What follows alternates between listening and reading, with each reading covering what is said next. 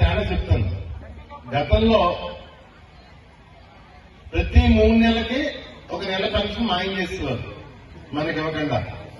ఈ మధ్యలో ఎన్టీఆర్ విగ్రహం కడతాం అని 500, లేదా ఇంకో విగ్రహం ఇంకో పార్టీ ప్రోగ్రాం ఉందని ఒక 500, మీటింగ్ ఉందని ఒక 500, అలా తగ్గించుకుంటూ పోయేవారు.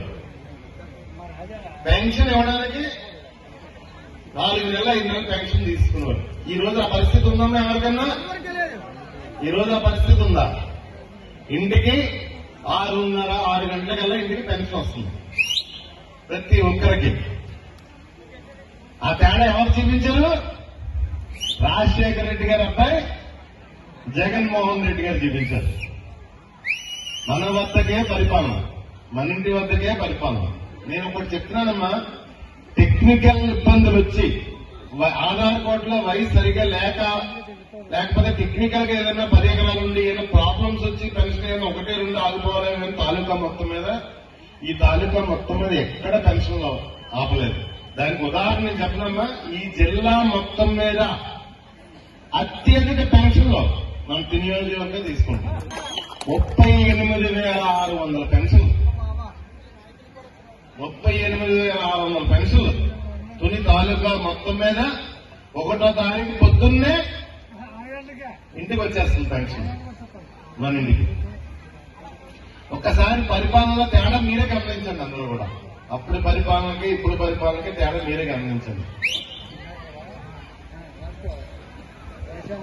గతంలో ఏదైనా పని ఉంటే మండల ఆఫీస్కి, ఎంఆర్ఓ ఆఫీస్కి వెళ్లి లైన్లో నిలబడి రోజుల తరబడి పని చేయించుకునే పరిస్థితి. ఈరోజు మన ఊర్లోనే సచివాలయంలో మన పని మనం చేయించుకుంటున్నారమ్మనే మన వాలంటీర్కి చెప్తే మన పని మనం చేసి పెడుతున్నారు.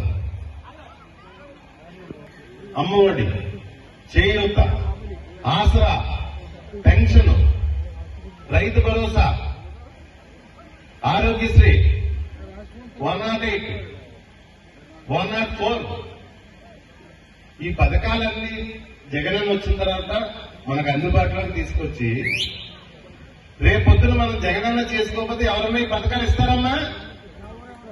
ఎవరెవరో తడి గుడ్డతో మన గొంతుకు వస్తారు, తడి గుడ్డతో వచ్చేస్తారు మన గొంతు.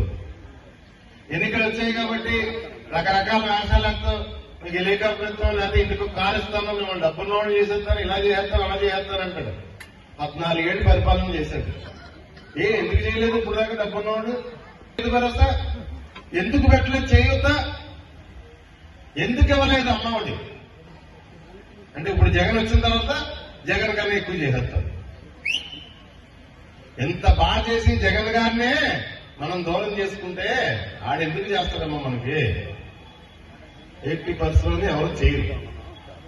ఖచ్చితంగా 2024లో మన జగనన్నే గెలిపించుకోవాల్సిన అవసరం మనకి ఎంతైనా ఉంది. ఈ రాష్ట్రంలో 175కి 175 సీట్లు ఖచ్చితంగా వైఎస్ఆర్ కాంగ్రెస్ పార్టీని గెలిపించుకోవాలి. అదంతా మీ చేతుల్లోని, భగవంతుడి చేతుల్లోనే ఉంది. మీ చేతుల్లోనే ఉంది.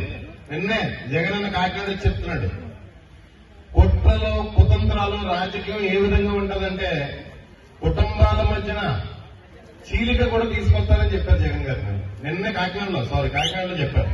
నిన్న కుటుంబాల మధ్యన చీలిక తీసుకురావడానికి కూడా ఏకట్టలేదు ఈ ఎల్లో మీడియా పేపర్లో. పొద్దున్నే పేపర్ చదివితే బెంబేలెత్తిపోతున్నాం, ఏదో కొంప మునిగిపోతుందని. అంటే పరిపాలన చేసే జగన్ గారు కాబట్టి మనం కంగారు పెట్టేస్తుంటారు. ఈ ఆంధ్రజ్యోతి, ఈనాడు.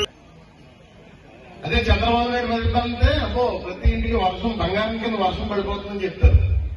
అలా చూడాలి పైకి. అంతే మనకి జరిగేది ఏమడదు. గతంలో చూసాం కదా, 2014 నుంచి 19 వరకు మనకి ఏం జరిగిందో ఓన్లీ మీడియాలో చూసి మనం కడుపు నిండా పెట్టుకోవాలంతే. అబ్బో ఇలా జరిగిపోయింది, అబ్బో అలా జరిగిపోయింది.